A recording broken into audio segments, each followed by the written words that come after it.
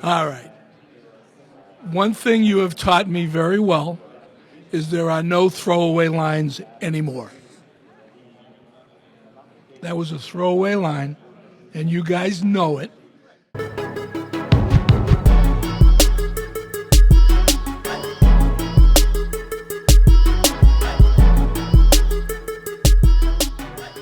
Bonjour à tous, ici Plax pour New York Giants FR pour ce podcast numéro 3. Je suis avec Thiergo. Comment ça va, Thiergo ? Salut Plax, ça va super bien et toi ? Ouais, très bien. Donc déjà on tient à vous remercier pour les... On a eu quelques retours sur le podcast numéro 2 qu'on faisait pour la première fois ensemble et c'est très cool parce que globalement on a eu des bons retours et ça nous a fait très plaisir. Du coup on continue, de toute façon c'était le but de ne pas s'arrêter à un épisode.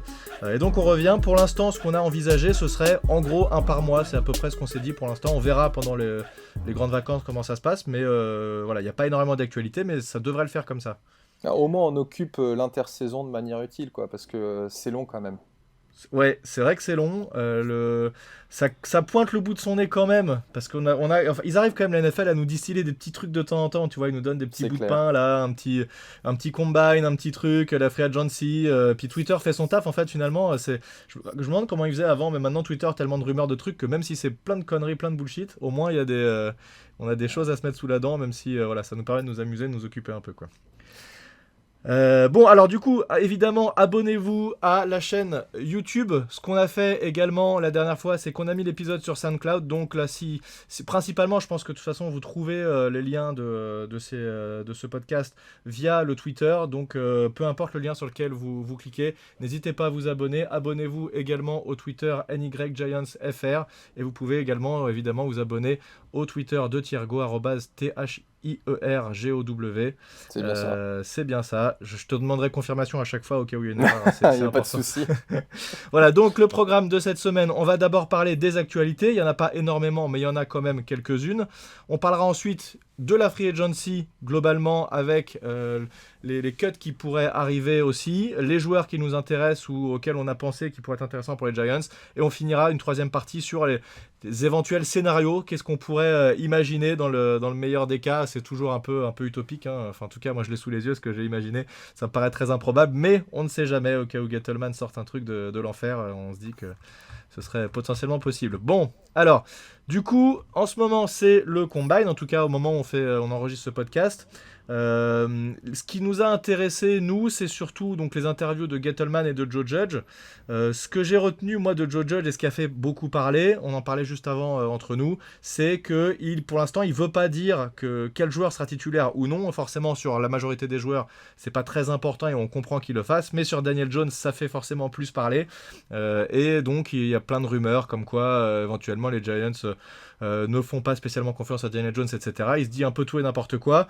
Moi, avant de te laisser la parole, Thiergo, mon avis, c'est que Joe Judge, en fait, ne donne son avis sur personne parce que c'est beaucoup plus simple. S'il commence à donner son avis sur Daniel Jones, et on est quasiment persuadé que ce sera Daniel Jones le titulaire en quarterback la saison prochaine, il va être obligé de se lancer dans des spéculations, etc. Il n'a pas envie de faire des plans sur la comète, notre ami Judge, et donc il reste un peu évasif et il préfère ne rien dire, et c'est beaucoup plus simple comme ça. Je ne sais pas si tu le vois de la même manière que moi.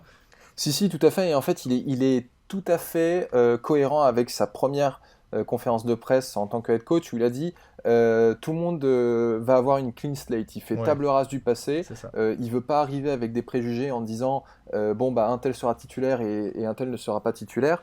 Alors c'est facile en effet pour Daniel Jones de maintenir ce discours-là, puisque Daniel Jones vient d'arriver, c'est un rookie, il y a encore beaucoup à apprendre. C'est sûr que si Eli Manning était là, dire en fait Eli Manning, on n'est pas sûr s'il sera titulaire ou pas, ça aurait fait jaser un peu plus, mais c'est pas le cas. Après, moi je suis pas totalement non plus contre que Daniel Jones ait un peu de compétition pendant l'été, pour montrer en fait qu'il peut gagner ce job de titulaire. Alors bien entendu, on ne va pas mettre en compétition avec un Dak Prescott ou quelqu'un qui va vraiment occuper un gros contrat dans l'équipe, c'est pas le but, mais il y a des backups de carrière style Matt Moore et compagnie qui pourraient être intéressants pour l'équipe. Oui, tout à fait. Non, c'est sûr. De toute façon, c'est des choses qui nous manquaient dans les autres années. C'est qu'il y a parfois certains postes où, bizarrement, il n'y avait pas de compétition à un poste, donc le mec arrivait tranquille. Je trouve que c'est pas très sain d'en arriver à ce stade-là.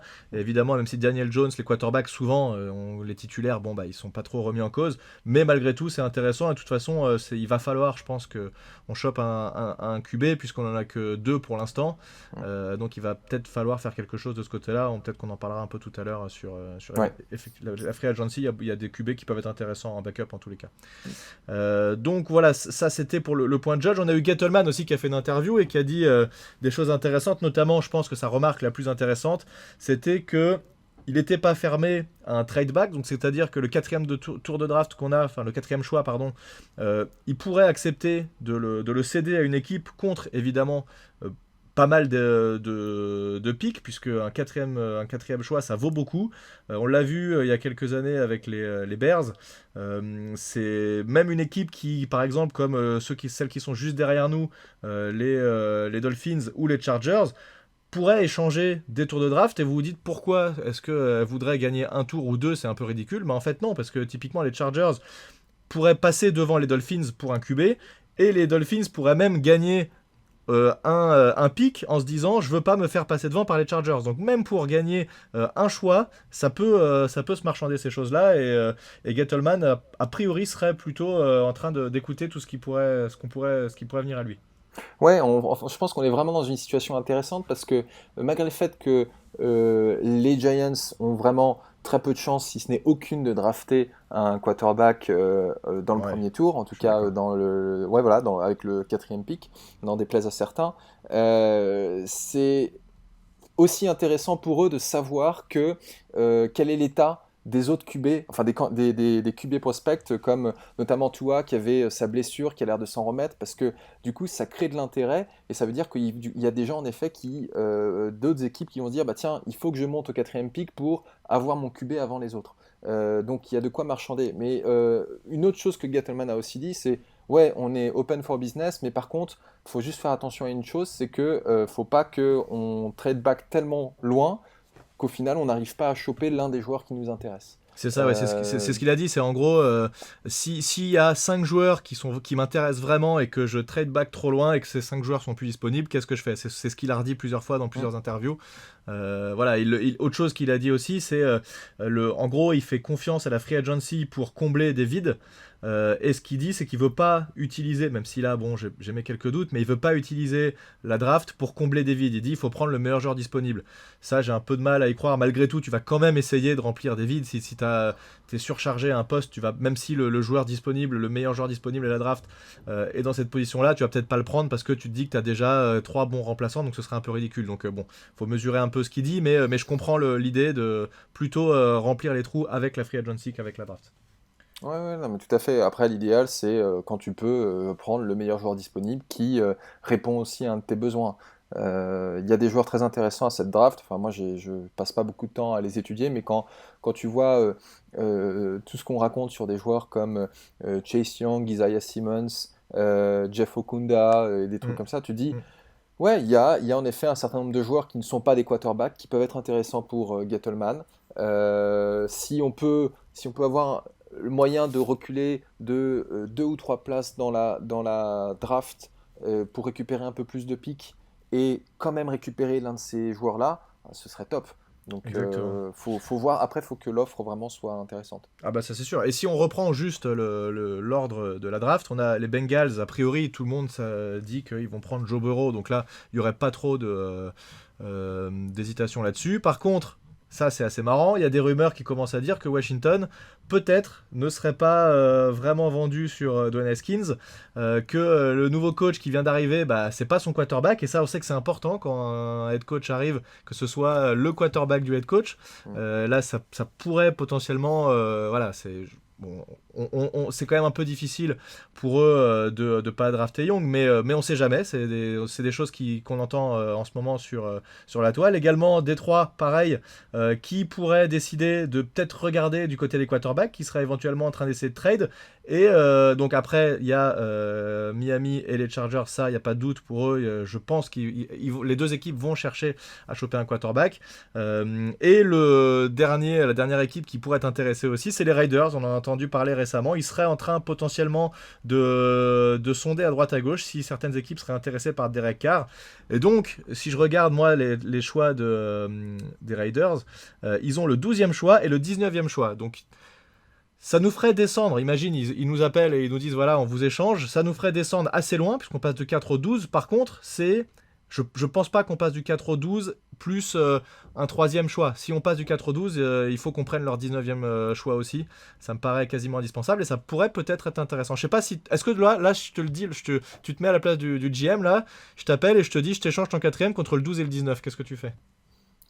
Alors, le problème, c'est que là, du coup, en effet, en allant au 12e choix, tu es quasiment certain que les top players qui sont pas des quarterbacks seront plus là. En tout cas, dans ceux qui pourraient être dans le top 5. Mais après, si l'offre est suffisamment alléchante, c'est-à-dire 12 et 19, pourquoi pas... Un 3e peut-être? Troisième non, tour de draft? moi, je serais même plus gourmand que ça. Je dirais le deuxième tour de 2020 et un 3e ou un 4e sur l'année prochaine. Ou alors dire, bon bah tes deux premiers pics 2020 et puis ton premier pic 2021 aussi. Bah, après, je suis peut-être trop gourmand. Mais, ouais, ça fait beaucoup. Après, John Gruden est capable de tout. Hein. Le mec, bah oui. c'est un taré ce type-là, donc il peut se passer tout et n'importe quoi. Mais ouais, mais on a le 4e pic et je pense qu'il a énormément de valeur ce pic. Et donc, Gettleman, faut qu'il la joue vraiment intelligemment parce que parfois il a tendance à faire des moves qui sont chelous où tu comprends pas pourquoi est-ce que il a mis autant d'argent sur tel joueur alors que personne n'était dessus ou alors qu'il a bradé autre chose. Mais là, on est en position de force et il faut qu'on en profite. Ça fait beaucoup d'années qu'on est en position de force avec nos choix de draft et surtout cette année puisque beaucoup d'équipes veulent des quarterbacks. Mais du coup, cette position de force, ça devient fatigante parce que ça veut dire qu'on a fait une saison moisie juste avant. Donc, ce serait bien qu'un jour on arrive dans les derniers à choisir, ça serait pas mal. Bon, du coup, sur les autres actualités qu'on a, on va pas rester trop sur le combine parce qu'il n'y a pas 10 000 trucs intéressants. Genre, on aurait pu aborder les nouveaux drills, mais bon, et c'est jamais incroyable ce qui se passe, donc bon, on va pas en parler plus que ça. Par contre, dans l'actualité, il y a les cuts qui sont arrivés, ça y est, les premiers cuts des Giants. Et donc, ceux qui sont intéressants et dont on peut parler 5 minutes, c'est... évidemment Alec Ogletree qui avait encore 2 saisons et qu'on a décidé de laisser partir, qui avait un salaire quand même de 11 millions de dollars la saison prochaine. Karim Martin également qui a été beaucoup blessé et qui a quasiment pas joué la saison dernière, voire pas du tout, je sais même pas s'il a foulé le terrain. Pas du tout. Ouais. Voilà, donc un salaire qui allait à 4,7 millions de dollars quand même, qui était un gros salaire. Et par contre là je suis un peu plus étonné, Scott Simonson qui a un salaire assez faible, même pas 1 million de dollars, et qui je trouve qu'en tant que remplaçant était pas forcément mauvais et plutôt un bon bloqueur. Voilà, donc ça c'est peut-être une petite surprise pour moi. Est-ce que tu veux revenir là-dessus, notamment Alec Ogletree? On en avait, je sais plus, on n'avait pas parlé la dernière fois déjà. On en a parlé, on s'attendait en effet à ce qu'il soit coupé. Juste pour revenir un peu sur les chiffres, tu as dit en effet qu'on lui devait 11 millions. En le coupant, là, on a fait une économie de 8 millions 25, enfin 8 millions 250 000, avec 3,5 millions de dead money. Donc au final, ça nous fait quand même une économie nette de 4,75 millions. Donc c'est pas trop mal. Et puis pareil pour Karim Martin, on a fait une économie de pratiquement 5 millions avec seulement 1 million et quelques de dead money, donc c'est pas énorme. Tu vois, ça fait à eux deux, ce move-là, ça nous fait 8 millions 390 000 dollars de sauvés dans le cap space, sachant que... Et donc aujourd'hui, on a un cap space de 73 millions environ. Avec un plafond qui est estimé à 200 millions de dollars cette année. Donc c'était, juste pour revenir sur Alec Ogletree très rapidement, parce que souvent on entend dire qu'Alec Ogletree était une grosse merde, alors qu'en fait c'est pas tellement ça. C'est que... Non mais parfois moi j'ai vu des trucs passer sur Twitter comme quoi en fait il valait absolument rien. Je pense qu'il a fait de bonnes choses, notamment sa première saison où il avait 5 interceptions, il était quand même très très bon en couverture. Il a fait quelques interceptions l'an passé aussi, mais il était quand même globalement assez plus faible en tout cas la saison passée. Ouais, mais voilà, en fait c'est-à-dire qu'il a fait des bonnes choses, Voilà, mais il n'a jamais justifié son salaire. C'est ça. qu'il Voilà. il a pas joué au niveau qu'on aurait mérité vu son salaire. Donc le choix de le couper était évident. Et puis lui, il a mis un truc sur Twitter en disant bon bah c'est dommage, ça s'est pas terminé comme on pensait que ça pouvait se terminer, mais j'ai passé de très belles années ici, donc Ouais. voilà, sans rancune. Et puis je m'en fais pas trop pour lui, c'est quelqu'un en bonne santé, il va retrouver une autre équipe, hein, donc voilà. Et puis Karine Martin, bah, j'avais oublié que c'était un ancien des Cardinals, donc encore une bonne recrue de Betcher. Bon, il nous a fait quelques trucs, mais Il venait pas avec des stats incroyables déjà. non, C'était pas non, un joueur qui était incroyable, mais ils espéraient qu'il passe un cap. C'est jamais arrivé. Et voilà, on s'en sépare. Par contre, je trouvais que son salaire était quand même assez élevé pour et bah, pour c'est sa justement production, ce que je quoi. disais, ça fait partie des signatures de Gettleman où en fait il a signé un gros chèque pour un gars qui ne le méritait pas forcément. Et c'est pas comme s'il y avait une grosse concurrence pour ce gars-là, quoi. Donc bon, c'était un peu de l'argent gâché. Après, enfin, le mérite quand même qu'a Gettleman, c'est d'avouer assez rapidement quand il a fait une erreur et de s'en débarrasser. Tu pourrais dire, enfin, heureusement qu'il n'est pas à se dire non, non, je vais insister sur ce joueur-là, et il est capable de. Jerry d'a- Rice d'a- avait ce défaut-là de garder des joueurs beaucoup trop longtemps. Voilà, ce qui peut être dérangeant. Voilà. Bon, après, le truc, c'est qu'on espère quand même que Gettleman passe pas son temps à reconnaître ses torts, quoi. Non. Non, Donc, c'est vrai. Bah non, autant faire les bons choix, mais il me semble que ses signatures, c'était il y a 2 ans quand il venait d'arriver. ouais. Voilà, peut-être que il n'avait pas la même connaissance de l'équipe, il s'est peut-être un peu précipité sur certains choix. Moi, je trouve pas qu'Alec Ogletree, c'était une mauvaise signature quand il est venu.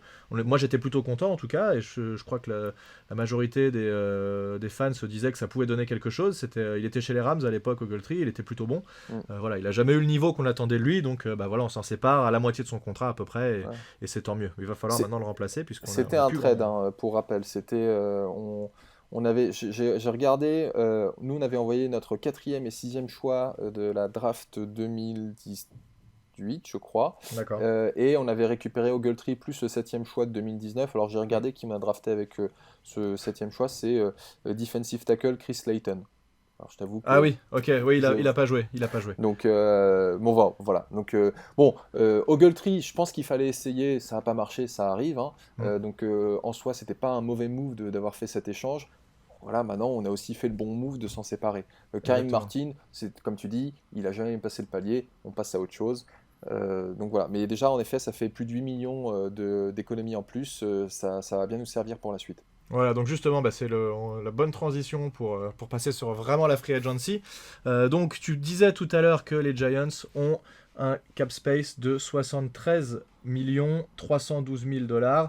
On est le 6e plus gros cap space. Je fais un petit peu le listing. Donc, en tout premier, les Dolphins. Ça, c'est assez logique puisqu'ils ont vraiment dégraissé l'année dernière. C'était le marché, hein, chez les Dolphins. Les équipes appelaient et puis ils repartaient avec le joueur qu'elles voulaient. Donc, c'était plutôt pratique ça. Mais du coup, voilà, ils ont beaucoup de cap space. 93 millions en tout.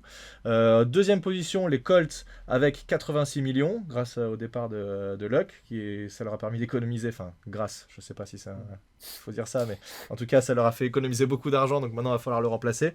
Les Buccaneers, 84 millions, quasiment 85. Les Bills, 83. Et ensuite, il y a un petit gap. On passe aux Cowboys qui sont devant nous avec quasiment 74 millions. Ça, c'est assez balèze. Alors, je sais pas si c'est juste qu'il y a certains joueurs qui vont être quasiment sûrs d'être signés, donc ils vont chuter assez rapidement. Ou parce qu'ils ont quand même une équipe qui est plutôt balèze, les Cowboys, en fait. Quand on regarde, c'est du solide. Donc un cap comme ça, j'ai pas été voir dans le détail, mais je pense qu'il va potentiellement peut-être diminuer avec les signatures des joueurs qui arrivent en fin de contrat, Bah, notamment Prescott. Notamment Prescott. Alors, ils avaient peut-être potentiellement gardé Byron Jones, mais j'ai vu passer la news là aujourd'hui ou hier soir qu'ils avaient annoncé qu'ils laissaient Byron Jones partir en free agency. Mais en effet, ils vont être des très très gros acteurs sur le marché cette année. Voilà, donc il y a pas mal d'équipes qui ont de l'argent, hein, quand même, donc on est plutôt bien placé, 6e plus gros cap, mais enfin, je dis à chaque fois, je pense à ça, mais il faut pas flamber, acheter des joueurs trop chers, mais malheureusement, quasiment tous les ans, si on veut avoir des joueurs, bah, il faut mettre l'argent, et c'est un pari parce que pendant la free agency, les joueurs partent souvent à des salaires qui sont assez importants. Donc Bah, ça, c'est... c'est le but du jeu et c'est normal. Beaucoup se sont scandalisés du contrat qu'on avait payé à Nate Solder, mais on avait un besoin Ouais. au poste de LT. Et puis au final, oui, certes, on a surpayé. Tu veux pas surpayer un joueur, il faut que tu draftes bien et que tu le développes et que tu le gardes. Là, au moins, tu es sûr de jamais surpayer. Ouais. Mais là, aujourd'hui, on a pas mal de cap space. Alors, j'écoutais un podcast, je sais plus quel c'était, sur les Giants, où il y avait une question qui était posée aux animateurs qui était est-ce que vous pensez que Gettleman va beaucoup dépenser et est-ce qu'on peut faire confiance à Gettleman pour bien dépenser? Alors, je pense que sur la première question, est-ce qu'il va beaucoup dépenser? Il n'a pas trop le choix parce que John Ouais. Mara lui a quand même mis un coup de pression à la fin de saison en disant Dave sait que maintenant on attend de lui des résultats pour continuer. Donc il sait très bien que s'il ne se bouge pas cette année, c'est fini. Après, est-ce qu'on peut lui faire confiance? Là, j'ai un peu plus de doutes vu ce qui s'est passé avant, mais s'il est capable d'apprendre de ses erreurs, faut voir, hein. Après, il est pas tout seul à prendre les décisions. Hein. Faut pas Mm. penser que Gettleman est là-haut dans une petite tour tout seul, à regarder des cassettes de joueurs et à prendre ses décisions tout seul. Ouais, Je c'est ça. pense que surtout avec un nouveau head coach, il y a des discussions permanentes. D'ailleurs, ça c'est un truc marrant. Je sais pas si tu as entendu. Quand Joe Judge racontait un peu comment ça se passait le premier mois qu'il a passé avec les Giants, il expliquait qu'en fait tous les coachs viennent d'arriver à New York, donc ils n'ont pas d'appartement ni rien. Et en fait, ils ont près de leur bureau ils ont loué plusieurs appartements à un même endroit et donc il dit c'est quasiment comme au collège en fait, enfin en université. On est tous là, on parle tout le temps, on mange ensemble et on discute football tout le temps. Donc voilà, c'est des discussions permanentes entre les coachs et sûrement que Gettleman vient un peu s'immiscer là-dedans pour discuter avec tout le monde aussi. Mm. Et donc je trouvais marrant cette émulation entre les joueurs, entre les coachs pardon, pour vraiment essayer de créer une équipe solide et avoir un plan de jeu, réfléchir sur les joueurs à drafter, à garder, etc. Ouais. C'est plutôt cool. Ouais, c'est vachement bien. Et puis je pense que, alors, dans le staff de Gettleman, pardon, de Judge, il y a pas mal de personnes qui connaît déjà, hein. Je Ouais. pense à Kitchens, aux anciens des Patriots, etc. Mais puis après, il y a les nouveaux, style Jason Garrett, ou alors les coachs qu'il a gardés, les anciens coordinateurs des Giants qu'il a décidé de garder. Donc en effet, c'est bien qu'ils soient tous ensemble et qu'ils puissent se faire une semaine d'intégration pour se mettre sur la même longueur d'onde. J'avais vu passer aussi un truc, mais j'ai pas vraiment creusé, donc je sais pas quel est le sérieux de cette rumeur ou de cette information. Mhm. C'est que justement, pour revenir à ce qu'on disait sur Joe Judge, qui voulait pas dire si Jones serait titulaire ou pas, apparemment il y aurait eu un petit désaccord, hein, donc c'est vraiment du conditionnel, entre Gettleman qui lui était prêt à dire oui bien sûr, Jones est notre QB du futur, et Judge qui a donné le holà en disant non, pas tout de suite. Et en fait, c'est Judge qui a obtenu gain de cause et forcé Gettleman à ne pas rentrer dans le jeu de dire, c'est Jones qui est QB titulaire. Je trouve ça assez logique, hein, puisque c'est quand même lui le head coach et c'est lui qui Ouais, doit obtenir le meilleur de ses joueurs. Donc en laissant tout à le doute fait. planer, ça oblige les joueurs à se donner à 100%. Ouais, tout à fait. Mais ouais, donc bon, hâte de voir quand même ce que ce staff va donner. Ouais. Leur input en effet dans les choix de free agency. Enfin, de toute façon, on a tout intérêt que Gettleman et Joe Judge soient sur la même longueur Ah d'onde mais pour c'est savoir. sûr, c'était déjà le cas avant, hein, Mm, mais ça restera comme ça, c'est mm, sûr. Pas trop de doute là-dessus. Si on parle rapidement des cuts qui pourraient être envisagés, moi je vais t'en donner deux auxquels mm. je pense, qui pourraient nous faire gagner encore un peu de cap space. Le premier c'est Antoine Bétea qui a pas été excellent et qui peut largement être remplacé, donc il a un salaire de 2,5 millions de dollars en 2020. Et en dead money, je crois, tu me corrigeras si je me trompe, mais c'est quasiment rien, c'est 125 000 dollars, donc on pourrait C'est largement ça. s'en séparer. Ouais. Et le deuxième auquel je pense, c'est Rhett Ellison, qui est le tight end, qui a été beaucoup blessé et qui, je trouve, est très, très largement surpayé par rapport à ce qu'il fait. Donc en Ouais. 2020, ce serait 5 millions de dollars. Par contre, là, c'est 2,2 millions de dead money si jamais on le laisse partir. Donc c'est peut-être un peu plus problématique, mais voilà, on gagnerait quand même 2 et quelques millions de dollars. Voilà, il a joué seulement 10 matchs en 2019 et il a été blessé les 2 dernières saisons. Il a à chaque fois été blessé. Donc pour moi, c'est pas un joueur d'avenir je crois qu'il a une trentaine d'années, un peu plus. Donc voilà, on peut s'en séparer. Voilà. Ouais, en effet, Rhett Ellison, tu vois, bon, je me répète, mais c'est encore une fois un de ces joueurs sur lesquels on a mis un peu trop d'argent alors qu'il n'y a pas vraiment de compétition. Mm. C'est un bon bloqueur, il a attrapé quelque part, mais tu vois, si je regarde ses stats, 2018, 25 passes, 272 yards, 1 TD, 2019, 18 passes, 18 réceptions, 160 yards, 1 TD. pour à chaque fois 54% et 30% des snaps. C'est vraiment pas beaucoup. Alors, il contribuait en special teams, mais ça justifie pas son salaire. Alors, je suis d'accord avec toi sur ces deux cuts, Ouais. BTA et Rhett Ellison. BTA, il est Mhm. complètement cramé, malheureusement, hein. C'était un bon Mhm. joueur avant, ça l'est plus. Donc, pas d'intérêt à le garder. Rhett Ellison, il va peut-être prendre sa retraite. Alors, D'accord. j'ai regardé, parce qu'apparemment, je crois qu'il a eu des problèmes de commotion, il me semble, mais il est en train de considérer de prendre sa retraite. Alors, d'un point de vue cap space, c'est les mêmes conséquences que si on le coupait. D'accord. J'espérais un moment que le fait qu'il prenne sa retraite nous permettait d'économiser encore plus d'argent, mais non, Bah ouais, c'est bizarre ça. Ça veut dire que le mec décide de prendre sa retraite, mais l'équipe se fait avoir du coup. Euh, alors, ce que j'ai lu, c'est que en fait, l'équipe peut très bien décider de demander au joueur de rembourser son bonus, ce qui du coup efface la dead money. Parce qu'en fait, ce qui te D'accord. fait de la dead money, c'est le bonus de signature qui est réparti sur toute la durée du contrat. Donc, si tu as un joueur qui signe un contrat de 5 ans avec 20 millions de bonus et que après sa première année, il dit je prends ma retraite, l'équipe peut très bien aller le voir en disant bon bah écoute, tu vas nous rapporter les 4 5e que tu n'as pas utilisé, D'accord. quoi. Ouais, ouais. Ok. Bon, voilà. Mais bon, en tout cas, cut ou retraite, je pense qu'il sera pas chez Ouais, nous. 31 ans et pas mal blessé, c'est Ouais. possible qu'il envisage de effectivement Il y a, raccrocher les il, crampons. il y a un troisième cut auquel j'ai pensé, Mhm. parce que bon, c'est le centre Spencer Poulet, Ouais. 26 ans, 4 matchs joués, un titularisé. Euh, ça nous permettrait de faire une économie de 2,75 millions Mhm. sans dead money. Moi, je le trouve un peu cher pour sa contribution. Alors, Ouais. on a une grosse faiblesse au poste de centre, hein, puisque Exact. Alapio s'est blessé, on ne sait pas dans quel état il va revenir. Mais pour moi, c'est pas parce qu'on a cette faiblesse que ça justifie de garder Poulet.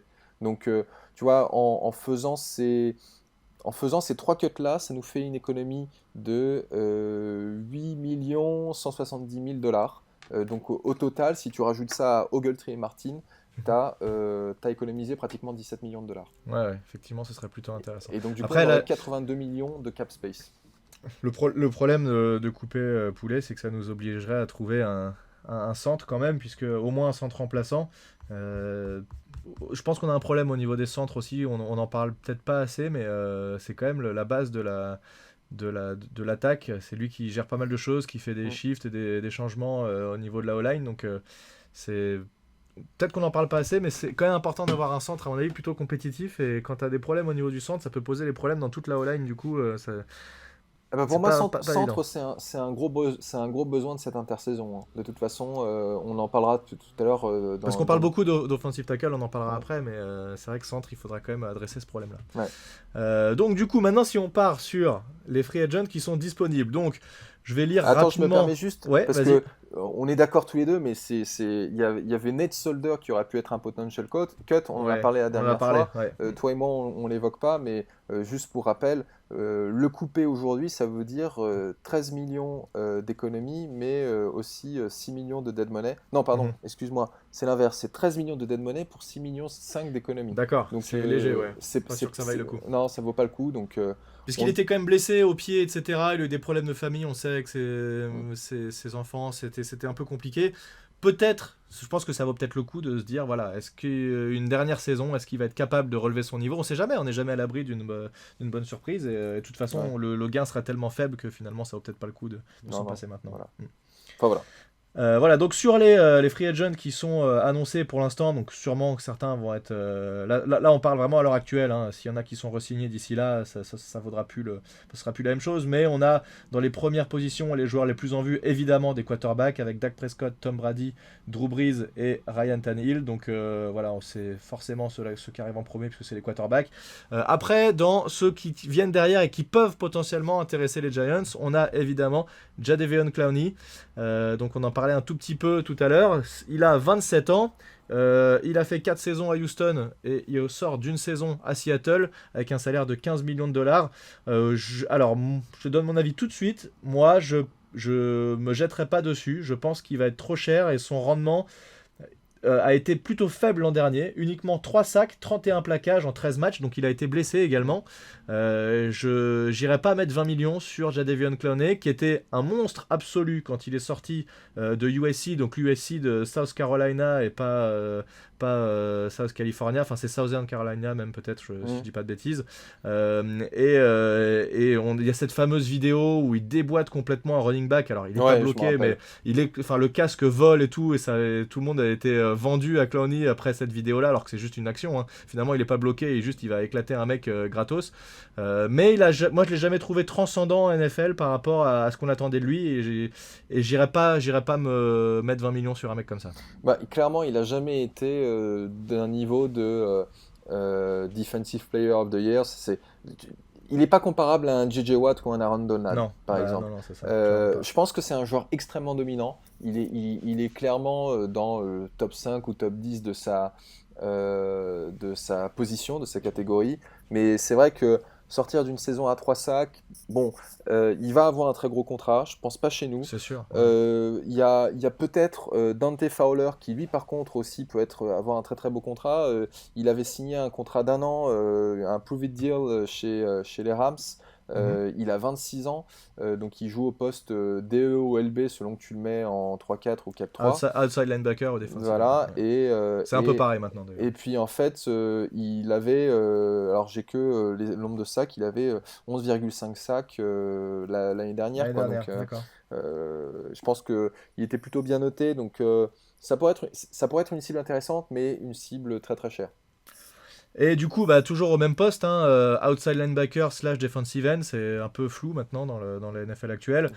On a le joueur des Jaguars, alors là c'est la prononciation un peu fatidique. Moi je dirais Yannick Ngakoue, je sais pas exactement. C'est exact. Ouais, je pense que c'est ça. J'ai entendu dire ça, ouais. Ouais, mais les Américains sont pas toujours les meilleurs non plus pour prononcer bien les noms de famille, donc on va dire Ngakoue, qui a 24 ans uniquement. Alors ça c'est intéressant, puisque quand je me suis renseigné sur lui avant le podcast, je pensais qu'il était comme tous les joueurs, il est arrivé à la fin de ses 4 ans post-draft, et donc il avait potentiellement 26-27 ans. Maintenant il a que 24 ans, ça veut dire qu'il arrive en NFL à 20 ans, et déjà 4 saisons jouées en NFL, c'est plutôt intéressant. Je pense qu'il est un peu surestimé aussi, mais il a une saison un peu plus convaincante en tout cas que Clowney, puisqu'il sort d'une saison à 8 sacs, 41 plaquages en 15 matchs, donc il a loupé un seul match, 6 passes défendues, ça c'est intéressant, donc c'est son côté plutôt outside linebacker là-dessus, et 13 plaquages pour perte. Donc ça c'est déjà plus sympa, même si dans ce qui se disait sur les réseaux sociaux, il demanderait un salaire de 22-23 millions de dollars annuels.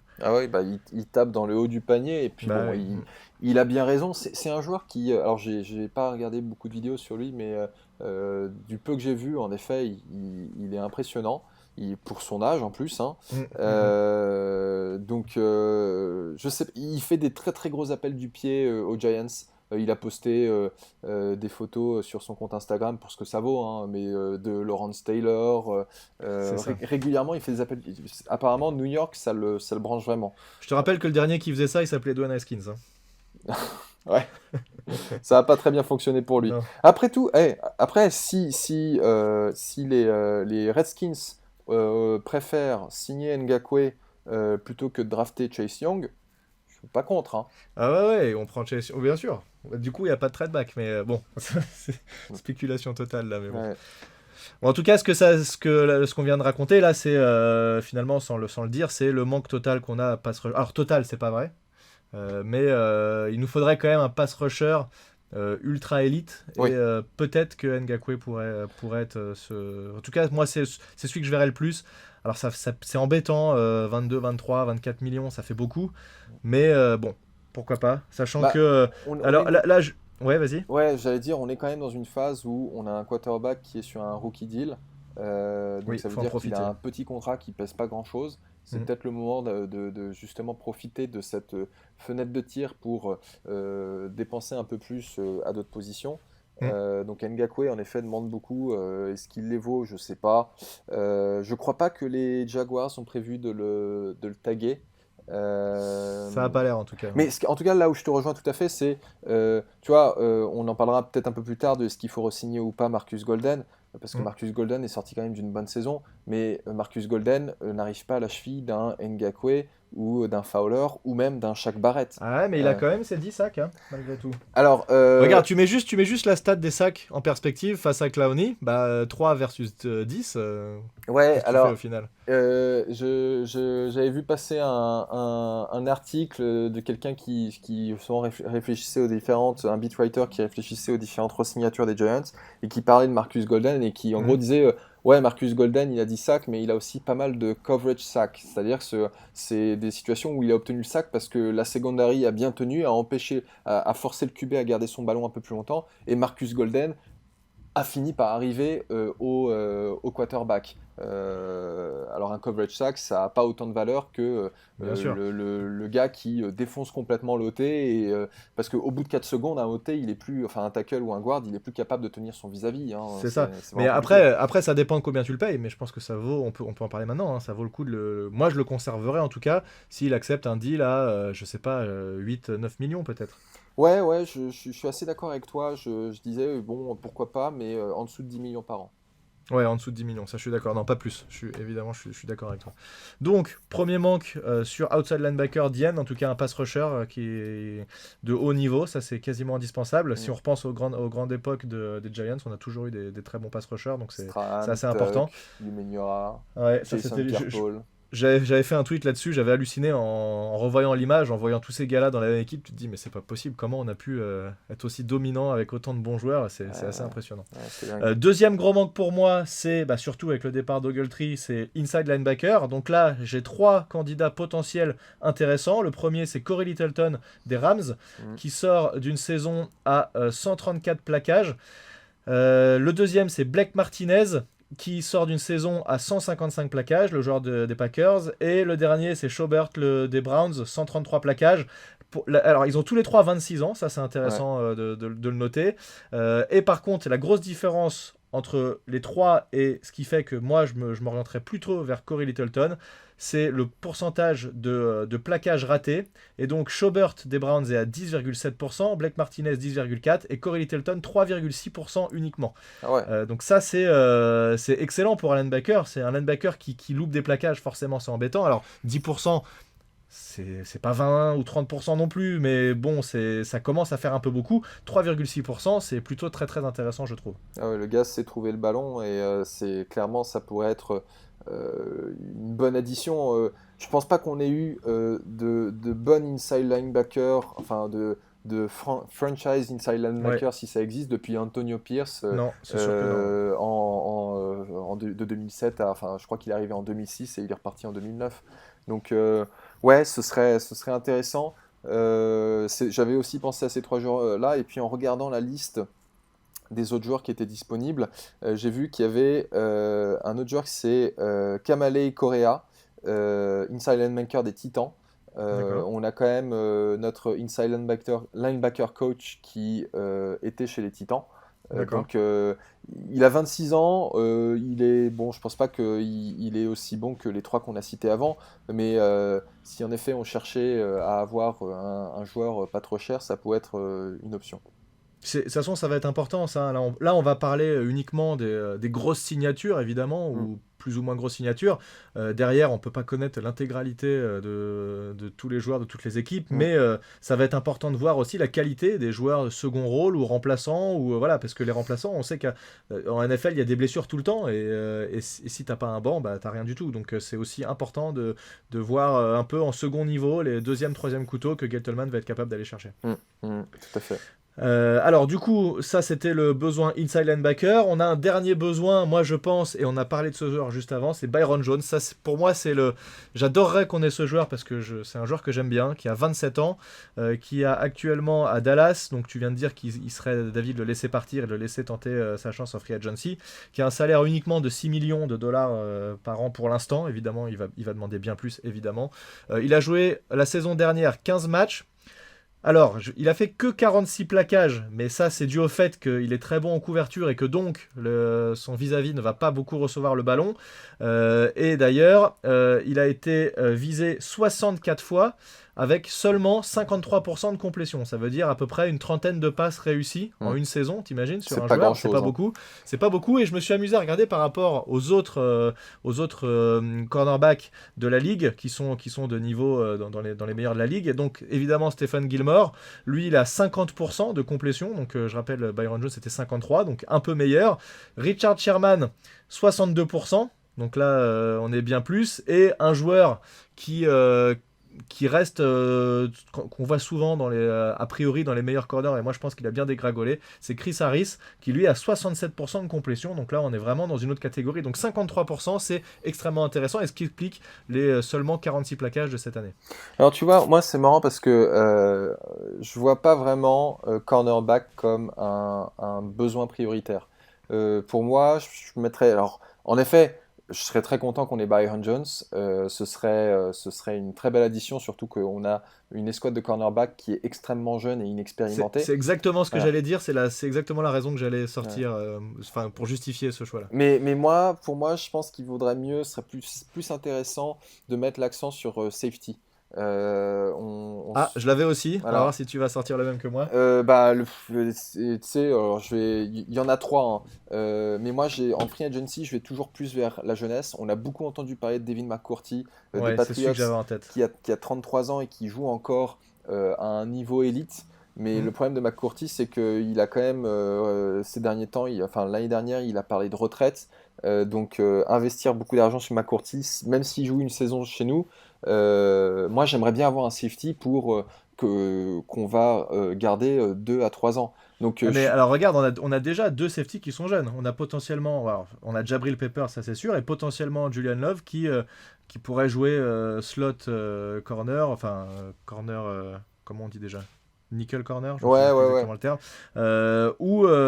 ou safety. Pour l'instant, il était plutôt safety. Je ne sais pas ce que ça va donner avec le nouveau staff, mais on aurait potentiellement déjà un free safety et un strong safety titulaire. Ouais. Donc, c'est pour ça que McCarthy j'aime bien, puisque pour une saison et un salaire, allez, on peut viser les 10 millions peut-être, mais juste une saison, ça peut valoir le coup pour justement avoir ce débit d'expérience qui est là un peu pour entourer les jeunes et être là en backup de ultra classe, quoi, ultra qualité. Ouais, bon, clairement, en effet, si on aborde le truc comme ça, en effet, j'y avais pas pensé, mais ça peut être une bonne manière d'avoir un vrai leadership dans la DB Room qui l'aide un peu à former la jeunesse.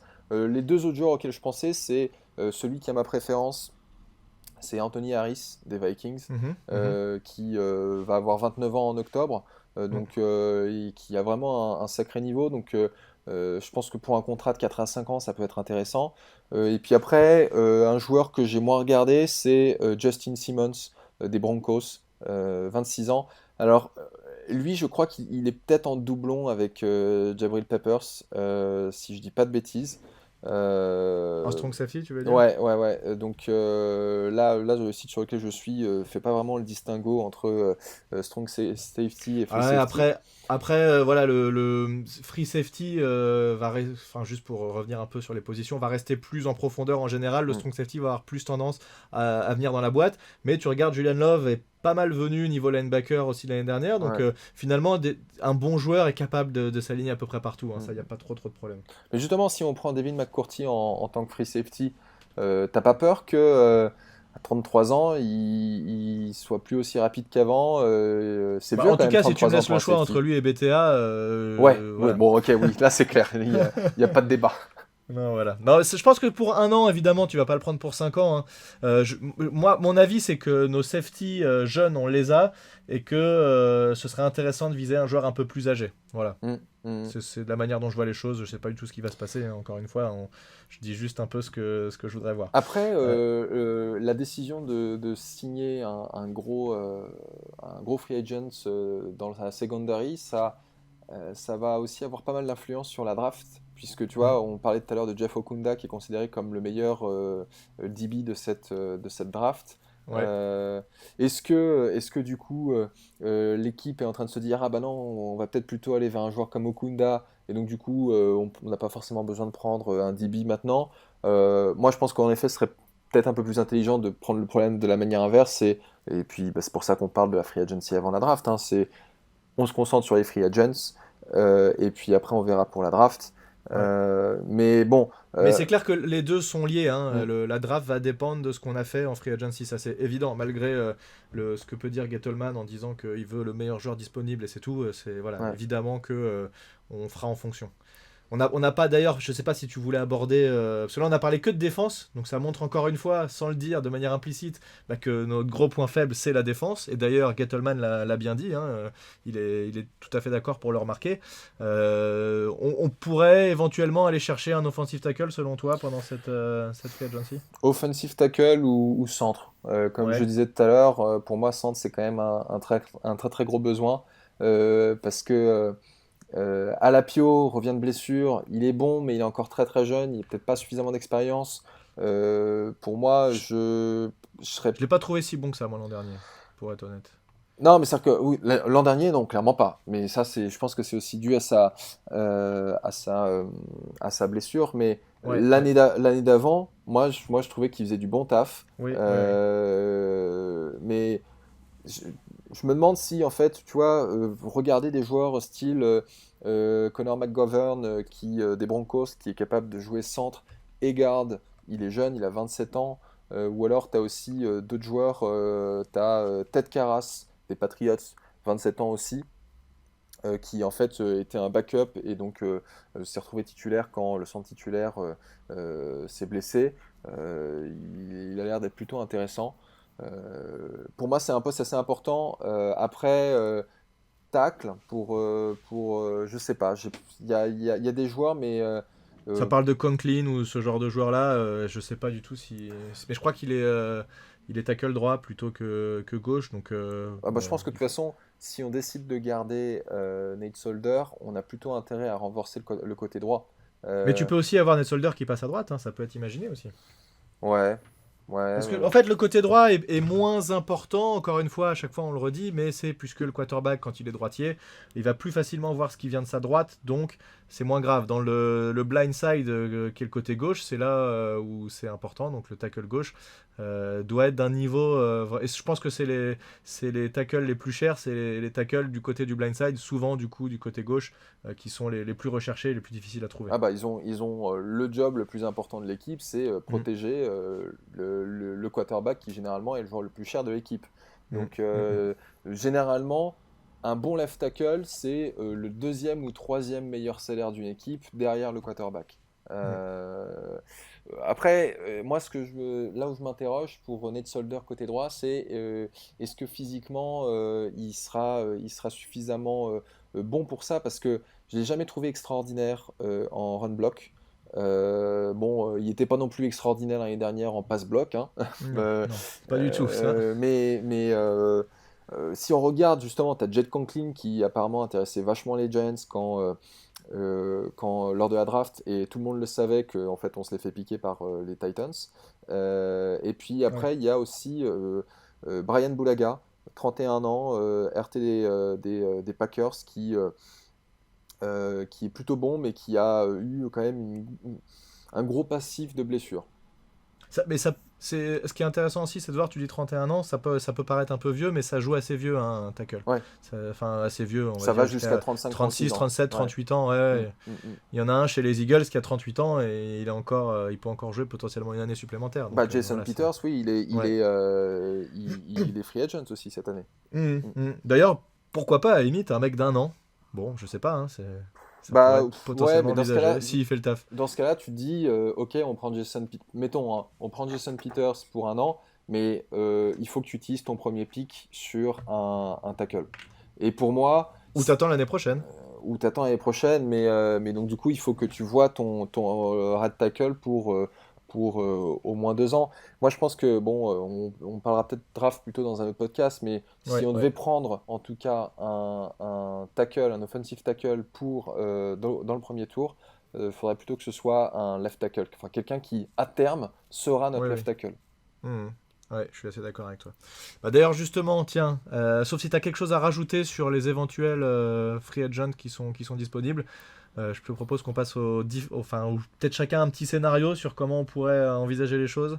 Écoute, juste avant qu'on passe au scénario, je pense qu'il faudra aussi qu'on garde un œil, mais léger, sur les quarterbacks backup parce que Ah oui, exact. Et oui, tu as tout à fait raison. Ouais. Effectivement, j'en ai pas parlé. Exact. voilà, parce que on a Alex Taney, moi j'ai envie de dire, on a tellement eu l'habitude pendant 16 ans de ne pas se soucier de qui était le backup parce qu'on savait que Eli Manning ne se blessait Oui, pas. Dès sa c'est première vrai. saison, Daniel Jones s'est blessé et a loupé Eh 2 oui. matchs. Donc c'est quand Mm. même important de savoir qui va prendre la suite, va prendre la relève si jamais Daniel Mm. Jones se blesse. Mm. Il y a des joueurs qui, alors j'ai plus les noms en tête, mais si euh, il y a qui, Moi, j'aurais pris tu vois, un mec comme Marcus Mariota, eh qui ben a je plus pensais du aussi tout, à lui. qui Marcus va plus du tout Mariota, jouer à Tennessee. ouais, Marcus Mariota, Case Keenum, Matt Moore, Chase Qu'est-ce Daniel. qu'il nomme? Ça me fait chier, j'aime pas qu'est-ce qu'il nomme. Ouais, bah, Mais si, bon, il avait fait du bon boulot sous, oui, sous oui, Shurmur, oui, mais c'est vrai. dommage qu'on n'ait pas gardé Shurmur. Non, si, je blague, hein, bien entendu. Il y a Mike Glennon aussi, hein, qui est plutôt jeune, 30 ans, et qui est un peu sous-coté. C'est pas, tu vas pas compter sur lui pour une saison, Non, mais mais être là les 3 à 4 matchs exactement. où Daniel Jones peut se blesser. Ouais. Mais un quarterback, mettons un quarterback remplaçant qui vient pour 4 matchs, il repart avec 2 victoires de défaite, je suis satisfait. Ouais, non, mais tout à fait. Tout à fait. Donc, c'est en effet c'est pas la priorité, mais Non. c'est. Mais il faut garder un œil dessus, tu as tout à fait raison. Et je mettrais, moi, en top priorité Marcus Mariota, qui forcément maintenant ne demandera plus un salaire impossible. Mm. Donc en backup, ce serait vraiment top. Et de ce que j'ai pu entendre, en tout cas, lui, c'est aussi un très bon coéquipier. Et c'est aussi ça qu'on cherche chez un Ah ouais, QB remplaçant. il Donc, a, il a été génial quand Tannehill a pris sa place et tu le voyais sur la touche pendant les playoffs qui arrêtait pas de le féliciter. Bah, ouais, c'est ça c'est vraiment un super. team player, donc ça c'est cool. Ouais, exactement. Donc ça pourrait être une bonne pioche. Ouais. Ok, donc, scénario, on y va? Ouais, on y va. Ok, bon, ça va, c'est le moment où c'est le grand n'importe quoi, où on fait des choses impossibles. Alors, du coup, tu peux envisager tes resignatures là-dedans sur le scénario, on n'a pas trop parlé. Donc, je commence. Tu me permets? Ouais, vas-y.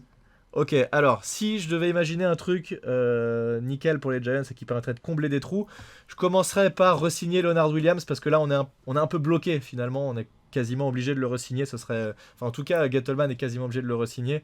D'ailleurs, il l'a dit en interview. Il a dit si je le re-signe pas, les supporters vont me tomber dessus. Il a aussi dit que bon, il avait la peau dure et que s'il fallait l'encaisser, il encaisserait. Mais il est au courant que ça gueulerait assez fort. Donc, je pense qu'on va le re-signer. Allez, on va dire quelque chose comme 13 millions. Ça me va. Ouais, bon, alors moi, Je le juste signe. pour une parenthèse sur la remarque Vas-y. de Gettleman, il y a des moments j'aimerais qu'il se taise parce que ce genre de remarque, ça t'aide pas à la table des négociations. Parce que là, je peux dire que Leonard Williams, ça, il l'a noté, enfin son agent, et donc ils vont bien s'en servir. Ouais, Donc, après, il dit des choses que tout le monde sait en soi, hein, non, ouais, mais bien bon. sûr. Mais tu vois, ça aurait été aussi pas mal de dire, bon, bah, si on doit le perdre, on le perdra, hein, Ouais, ouais. mais bon, voilà. Moi, je suis d'accord avec toi, Leonard Williams, pour 13 millions, ce serait idéal. J'ai juste fait un petit comparatif avec des joueurs du même acabit pour voir ce qu'ils avaient comme contrat. Ouais. Tu vois, Jurrell Casey, Titans, 4 ans, 60 millions, avec 22 millions garantis. Steven Tweet, Steelers, 5 ans, 60 millions, donc ça fait 12 millions par an, Ouais, ouais. avec 14 millions garantis. Mm. Et puis après, tu as le haut du panier, enfin, c'est pas le haut du panier, mais Williams voulait 15 millions. Tu as Kawan Shorts qui lui a eu 5 ans, 80 millions, donc plus de 16 millions Ouais, par an avec ouais, 35 ouais. millions garantis. Moi, je verrais bien pour Williams un contrat justement de 4 ans à genre 55 millions, donc ça nous fait, ouais, je crois qu'environ 13 millions, et Mm. tu lui donnes un bon signing bonus, histoire de lui dire, tiens, Ouais, ouais, c'est regarde, ça. tu les as cette année, tes 15 millions, Ouais. et une garantie sur les 2 premières années du deal. Comme ça, c'est un gars qui est jeune, je pense qu'il peut, Exactement. et il peut nous apporter des trucs. Il n'a pas eu beaucoup de sacs, mais par contre, il a 31 QB hits, donc il sait mettre la pression, quoi. Ouais, il sait mettre la pression exactement et ça, il aide à faire mieux jouer ses coéquipiers aussi et ça c'est aussi important. Mm. Donc ensuite, là on va, ça c'était là pour moi la signature qui était Et à ton avis, importante. attends, est-ce qu'il faut le Ouais. taguer? Est-ce qu'il faut le tag? Bah ils sont pas, enfin je sais pas exactement, j'en sais rien, je sais pas. Parce qu'en fait, si on arrive, Je, moi je pense que, enfin le truc c'est que si on arrive à la veille de la free agency et ouais, ouais, que on l'a toujours pas trouvé d'accord, ouais, faut le taguer. Parce que apparemment il a 2 tiers de ses snaps ont été joués comme DT, donc dans le defensive tackle, donc on est plutôt confortable pour le qualifier de defensive tackle. Lui, bien entendu, va vouloir un franchise tag de defensive end, parce que la différence, elle est de 4 millions. Defensive tackle, c'est un billet de 15,5 millions. Non, mais c'est clairement pas un defensive end. Voilà, defensive end. En fait, c'est marrant parce qu'en fait, il est defensive end dans une 3-4, mais un defensive end de 3-4, c'est un defensive tackle dans une 4-3. Oui, voilà. exact. Et tu es en train de me faire le schéma. Voilà, et en fait, le franchise tag du defensive end, c'est 19 millions,3, donc ça, clairement, pour lui, il en est pas question. Non, ça me paraît improbable qu'il touche autant d'argent. Enfin, en tout cas, là, ce serait catastrophe chez les fans, en tout cas. Donc, on en a parlé juste avant. Pour moi, le suivant qu'il faudrait signer, ce serait, si on peut... Alors, j'ai entendu des gens dire Clowney. Moi, je prendrais Yannick Ngakoue, justement parce qu'il a 24 ans et parce qu'il a beaucoup d'années devant lui et qu'il est encore très jeune. Là, pour moi, un mec comme ça, pour 20 millions, je le signe, sachant que les max actuels...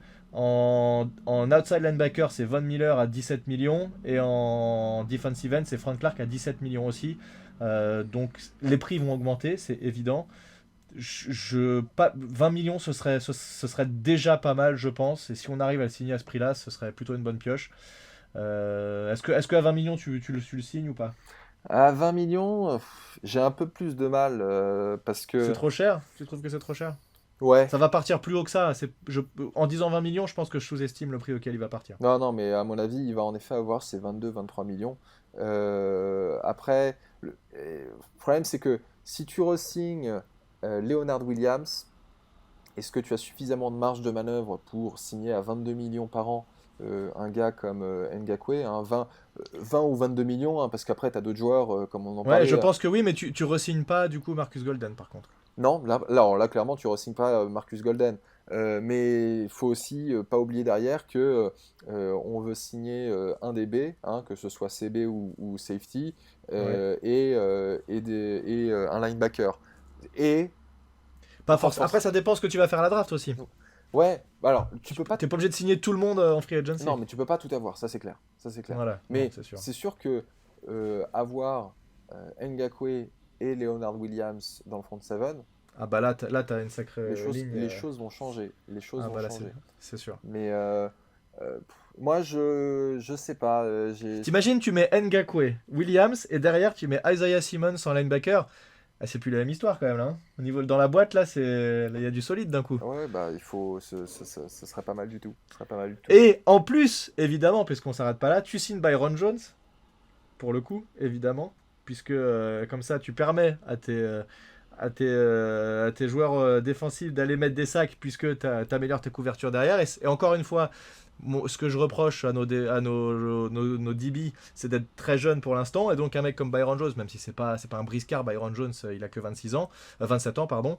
Là, pour le coup, le max en cornerback, c'est Jalen Ramsey à 13,7 millions. Donc Byron Jones, 15 millions. Ça ferait une signature à 20, à 13 et à 15. Là, on a grillé... une bonne grosse partie de notre free agency avec 3 joueurs, ça serait... 50. Mais ça veut dire qu'on a été chopé aussi 2 avec Ngakoue et Jones des 10 joueurs les plus recherchés, donc ça paraît aussi peu probable quand même. Ouais, alors une chose qu'il ne faut pas oublier, c'est aussi réfléchir à qu'est-ce qui va se passer dans 3-4 ans. Parce que la plupart des contrats sont backloaded, comme ils disent en anglais, c'est-à-dire qu'ils vont recevoir un gros chèque, un gros signing bonus le jour où ils signent le contrat. Donc ça, c'est réparti sur toute la durée du contrat. Donc dans ton cap space, ça fait moins mal. Et puis en fait, ils vont avoir des très petits salaires en début de contrat et des très gros salaires en fin de contrat, ce qui fait qu'en fin de contrat, ça devient plus difficile de les garder, ils pèsent trop lourd. Le problème, c'est que dans 3-4 ans, il y a plein de grosses signatures qui vont venir. Tu vas avoir Saquon Barkley, tu vas avoir Daniel Jones, et j'ai un peu peur que on pourrait en effet signer Williams, Ngakoue, Byron Jones, mais qu'on risque amèrement de le regretter d'ici 3-4 ans. Moi, à la limite, si on devait signer Byron Jones, je serais plutôt pour un schéma dans lequel on signe Leonard Williams, Byron Jones, et qu'on garde Marcus Golden à moins de 10 millions. Ouais. C'était le scénario aussi que j'avais éventuellement envisagé. Et du coup, là, par contre, ce serait possible. Je garde quand même un œil sur McCourty pour une saison et un petit salaire 9-10 millions, quoi, un truc léger, mais qui pour moi serait quand même une bonne addition. Ouais. Il n'est pas non plus dans les top joueurs, il commence à être un peu âgé, etc. Donc ce serait pas impossible. Plus un QB remplaçant, voilà. Ça ferait beaucoup, hein, mais on a aussi beaucoup. Ce qui est compliqué, c'est qu'on a beaucoup de trous. Donc tu as envie de signer beaucoup de joueurs, mais tu peux pas tout faire non plus. Non. Et là, quand on fait ça aussi, peut-être que certains joueurs, typiquement hein, Byron Jones, 15 millions, peut-être qu'il va il va pas signer Byron Jones à 15 millions, mais qu'il va aller chercher un corner moins cher, un peu moins fort, mais qui va quand même permettre de rehausser le niveau de l'équipe et qui va peut-être amener de l'expérience aussi. Donc là, on flambe un peu et je dis des trucs qui sont. J'y crois pas vraiment hein, quand je raconte tout ça, mais ce serait l'idéal. Et si on avait 500 milliards de cap space, on pourrait peut-être faire ça. Mais voilà, ce serait intéressant. Mais pensons aussi à des joueurs de moins flashy, mais qui peuvent quand même faire le taf et qui vont quand même être importants. Ouais, oui, alors, et justement, ça permet de faire une transition sur un certain nombre de joueurs moins flashy chez nous Mhm. qui pourraient être free agent et qui mériteraient peut-être d'être signés. Mhm. Je vais te donner les noms, tu me dis ce que Vas-y. tu en penses. Tu vois, Ouais. le premier, c'est safety Michael Thomas, 31 ans. Ouais. Ouais. Bah, moi j'aime bien parce qu'il est aussi, il joue en équipe spéciale Mm. aussi et c'est un bon gars de vestiaire qui est vraiment. Moi j'aimerais bien qu'on le re-signe. Ouais. Ouais, pareil. Et puis je pense que pour 2-3 millions par an. Le problème, c'est qu'en fait, si on a tous ces petits joueurs, entre guillemets, qui Mm. coûtent chacun moins de 5 millions par an, qui peuvent Mm. apporter beaucoup, mais le problème, c'est que 5 millions plus 5 millions plus 5 millions plus 5 millions, Ah bah ça fait ouais, cher. Et tu vois, ouais, regarde, je te donne différents noms et puis tu vas me dire ce que tu en penses. Tu as ouais. RT Mike Remers, 31 ans. Alors je sais pas qui c'est. Euh, Ah, Mike Remers, j'ai ouais, compris que RT c'était son prénom. Oui, Mike Remers. Bah ouais, mais enfin pour l'instant je dirais oui parce qu'on a personne d'autre, mais ça on sait pas. Si on le laisse partir, faut trouver quelqu'un d'autre, ça c'est sûr. ça c'est clair. Et puis, Alors après on a Slade aussi hein, qui est aussi intéressant, qui avait plutôt bien joué l'année dernière, mm, qui pourrait peut-être step up et prendre cette place-là éventuellement. ouais. En tout cas, il avait fait le boulot quand Remers avait été blessé, donc ça peut être envisagé aussi. Mm.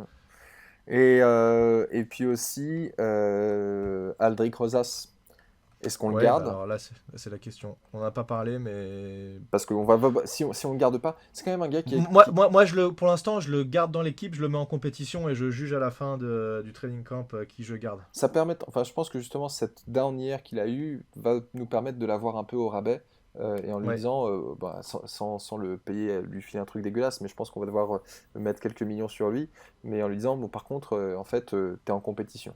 Et, Ah bah clairement. Et pas le choix. T'es obligé de le mettre en compétition. Ce serait une erreur de pas le faire. mais il a une jambe qui est tellement énorme, je pense Ouais. il faut lui donner une deuxième chance. Mais une énorme jambe qui met à côté des poteaux, ça m'intéresse pas. Je veux un mec qui le mette au milieu. Et Euh, bon, après, c'est peut-être une année sans et on verra. On va pas juger tout de suite. alors. Et la dernière personne à laquelle je pense, mais là c'est plus une antiquité qu'autre chose, c'est Zach J'ai Diossi, peur. long snapper, 36 ans. Ah non, ça c'est fini. Bah, pour moi, il n'y a même pas de question. Il y avait eu des histoires l'année dernière. Pour moi, il est plus là. Il était sorti euh, sur une plus ou moins fausse blessure après ces quelques mauvais long snaps. Ouais, Je pense qu'on le reverra pas. Pour moi, c'est fini. ouais. C'est un peu dommage de le voir partir comme ça, puisque c'est un gars qui a C'est un été. taulier. Ouais, c'est un taulier exactement. Et puis je pense il a peut-être fait la saison de trop Mm. et ça a complètement lâché. Donc, Là, enfin, en injured reserve. Là, voilà, je pense que c'était une. Je suis même pas sûr qu'il ait une vraie blessure, mais en tout cas ils l'ont mis de côté clairement. Alors il y avait eu des quiproquos sur quelle position adopter à l'époque, puisque les coachs n'avaient pas tous dit la même chose. Ça avait fait parler un peu comme quoi il n'y avait pas forcément une bonne cohésion entre les coachs et ils s'étaient un peu dit tout et n'importe quoi. Mm. Euh, c'est pour ça qu'à mon avis, bon, je pense pas qu'on le reverra. Ouais, toutes les bonnes choses ont Voilà, une fin. exactement. Ouais. Voilà. Ok. Bon, bah Bon, est-ce écoute, que tu voulais. T'avais autre chose sur cette free agency dans tes scénarios? Quelqu'un d'autre que tu aurais aimé voir dans tes doux rêves? écoute, dans mes doux rêves, non. Je pense on a parlé de l'essentiel. Je me demande si de nos trois receveurs, tu vois, il y a Cody Latimer, Corey Coleman et Russell Shepard. Je me demande si on va en garder certains. Je serais bien chaud pour garder Corey Coleman à pas trop cher. Il est blessé actuellement, Corey Coleman, je crois. Il a été blessé toute la saison dernière. Ouais, mais il nous avait fait des trucs quand même pas mal le peu de fois où il a joué. Ouais, Après, moi je l'avais bien aimé. Après, je pense que, tu vois, on n'est pas revenu sur ces noms-là, mais quelqu'un comme Littleton ou Martinez, si on pouvait en effet renforcer le front seven, par exemple, si on n'arrive pas à avoir un Ngakoue, Hmm. se concentrer sur les linebackers, ce serait pas mal. Ouais, alors moi je l'ai pas mis puisque dans mon scénario à la draft, on prenait Isaiah Simmons, que ce soit en 4 ou en échangeant avec les Dolphins ou les Chargers en 5 ou en 6. Il serait éventuellement encore là du coup, puisque si quelqu'un trade avec nous, c'est pour prendre un quarterback, donc ce qui nous laisserait la possibilité d'avoir Simmons même en passant en 5 ou en 6. Mais je voulais laisser ces éventuelles possibilités pour le prochain podcast. Ouais, alors il y a quand même une dernière personne dont on n'a pas parlé, c'est Tom Brady. Que penser de cette rumeur? Ah oui, Voilà, cette rumeur effectivement. qui dit que apparemment les Giants seraient intéressés par Tom Brady. Bah ça, je pense que ça vient en partie du fait que Joe Judge soit chez les Giants. Si c'était pas Joe Judge, notre head coach, je pense qu'il serait même pas de question de ça. Moi, ma vision, c'est que je vois pas ce qu'on ferait avec un quarterback de plus de 30 ans de plus de 40 ans, pardon, dans une équipe en pleine reconstruction. Voilà, je sais pas ce que t'en penses toi, mais ça me paraît du bullshit. Je pense que, en effet, c'est une histoire en mode clickbait parce que c'est l'intersaison, faut créer du débat. Donc on parlait de Tom Brady pour les Raiders ou les Titans, je crois.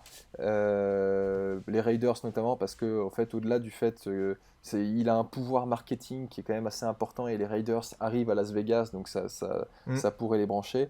Après, Tom Brady chez les Giants, j'y crois pas une seconde. C'est pas parce que Joe Judge est notre. Je pense qu'on a créé des journalistes ont vu une opportunité de faire du clickbait en disant ah tiens, Joe Judge n'a pas voulu désigner Daniel Jones comme titulaire. Bah peut-être en fait qu'il veut faire venir son ancien quarterback.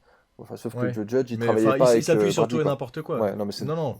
Mais regarde l'an dernier, Russell Wilson, sa femme a dit je sais plus quoi sur New York, ça y est, Russell Wilson va venir à New York. Mais c'est des conneries. Parce qu'il faut faire parler aussi, et puis c'est marrant au final, c'est rigolo. Ouais, mais c'est rigolo. On ne pas une seule mais voilà, le numéro 12 sous les couleurs de Big Blue. Après, t'as le dicton américain qui dit If you can beat them, join them. Si tu peux pas les battre, rejoins-les. Oui, je t'ai vu que tu avais mis un tweet sur ça. Et c'est vrai que ce serait marrant de se dire Tom Brady il fait ah j'ai pas pu remporter de Super Bowl contre les Giants, bah je vais essayer d'en remporter un avec eux. Mais bon, même pour lui c'est pas une bonne idée parce qu'il risque pas de remporter de Super Bowl avec nous. Non, pas tout de suite sûr. En tout cas. D'ailleurs, tu parlais de lui aux Raiders, ce serait marrant de voir Carr partir et de voir Brady arriver aux Raiders, ce serait assez drôle, il y aurait des choses intéressantes là. T'imagines si ça arrive, ou un échange, Carr-Brady, tiens, voilà. Bah, le truc, parce qu'il est plutôt jeune, Derek Carr encore. Ouais, mais le truc, c'est qu'il peut pas vraiment y avoir d'échange dans la mesure où Tom Brady, lui, va être free agent, donc ça voudrait dire qu'il faudrait qu'il re-signe. Ah oui, c'est vrai, voilà, parce que apparemment, c'était la condition de Tom Brady pour jouer une dernière saison aux Patriots. Il a dit à Kraft, il a dit, écoute, moi, je veux bien revenir. Par contre, il y a une condition, c'est qu'à la fin de la saison, je veux pouvoir faire absolument ce que je veux. C'est-à-dire que si je pars et tu cherches pas à me garder, ou si je reste, tu m'offres un contrat quand même convenable. Donc là on a encore 15 jours devant nous avant de savoir ce que Tom Brady va faire. Ouais. Du coup, prochaine date importante, le 18 mars, c'est l'ouverture de la Free Agency. Donc prochain podcast, on aura l'occasion justement de faire le point un peu sur tout ce qui s'est passé. Ça nous donnera, je pense, pas mal d'indications sur ce qui peut éventuellement se passer à la draft. Et donc prochain podcast sur ce sujet-là, ce qui s'est passé en Free Agency et la draft. Et voilà, est-ce que tu as des choses à rajouter? On a dépassé l'heure de podcast. J'ai quand même hâte qu'on arrive à cette Free Agency, qu'il y ait des choses intéressantes qui se passent. Et puis, oui, moi aussi. Et puis surtout qu'on arrive à la draft, histoire d'arrêter de voir des mock drafts sans queue ni tête, où en fait on dit tout et n'importe quoi pour... ah ouais, j'en ai vu passer des complètement idiotes. Je dirais rien. Je pense qu'on pense à la même. Ouais. Voilà, bon, en tout cas, je vous remercie de nous avoir écoutés. Merci à toi. On se retrouve dans 4 semaines après l'ouverture de cette Free Agency. Et voilà, bon courage pour passer ce temps sur NFL. Et puis on se retrouve bientôt. Allez, à bientôt tout le monde. À plus tout le monde, ciao.